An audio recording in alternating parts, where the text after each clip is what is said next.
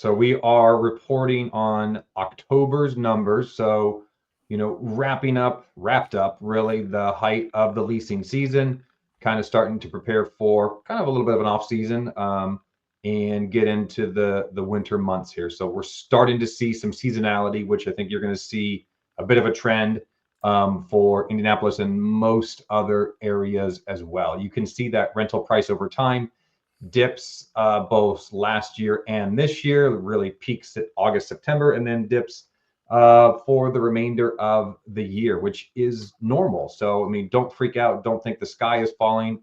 That is regular seasonality here in Indianapolis and probably a lot of areas where you're going to see, have cold winters and really everywhere. But it's actually kind of nice to see because it makes it a little bit more predictable. For the last couple of years, it's been wild, with all the COVID money and the stimulus money. It was just wild. So it's a little bit nice to see things kind of get back to normal, quote unquote. Although you never like to see the trend line go down. That's just that is what it is. It's normal. And so that's what we're seeing here. That's what you're seeing. The month over month average rent is down 1%, but look at that. It's up 6% year over year, which is great. Average days on the market a little bit higher than what I'd like to see in September at 48, but not out of control like we've seen.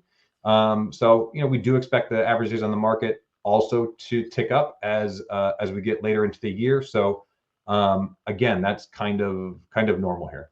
So average sales price, I say it every time, it's just so unbelievably affordable. 239, 332 on there. That's actually up from last year, 3%, and then down just slightly from last month. There's 900 almost of those homes that sold last month. So there's plenty of inventory to choose from in that very, very affordable range in the Indianapolis market. If you don't mind going to the next slide, Chris, I'll provide a little bit of context on the active homes and the days on the market. Active homes on the left here looks really good, really stable at or below last year's inventory. So that is definitely encouraging. And if you look at the red line on the right, the days on the market has been pretty consistently below last year. We do see a little bit of a pickup here in October, but I don't think it's going to get out of control. Overall, I'm pretty encouraged by these numbers with going into November and December. Yeah. So let me spit my 2 cents here. And number one, so back to the Indianapolis overall market report. We're going to see a trend here between, as we continue to track and we become experts here on the individual markets here in the Indianapolis and surrounding suburbs. We're going to see a trend continuing with all of these average rents, like Mike has already indicated.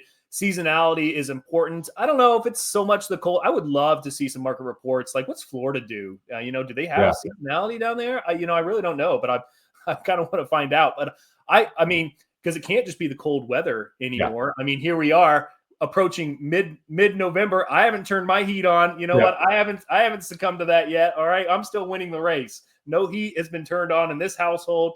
And when's the last time it snowed in Indianapolis? I mean, one snow a year. So anyway, I think it's really seasonality really speaks to the change in vibe. Right after Halloween, I know my mindset changes, and I get this happy, giddy vibe of the holidays. We're getting closer to Thanksgiving. We're getting closer to Christmas. So that's the seasonality that I think kind of plays more of a factor. So we're going to see a continuation of decline month over month for your average rent. So numbers that I'm going to talk about a lot as we continue through these market reports is going to be our year over year numbers, which is going as we approach fourth quarter, as we get to the end of fourth quarter here, it's going to be a lot of conversation on how did we perform year over year rather than so much month over month. So that's where my mind is going to be at. And that goes for not only average rents, but our average sales prices. Average days on market, jumping to the next slide. If you look at the days on market, which is absolutely where my mind and my eyes go every time we jump over this slide. And it looks like consistency. I know I've said that before, but who as an investor doesn't like consistency and certainly predictable consistency? So I wouldn't expect anything dramatic over going in towards the end of fourth quarter here.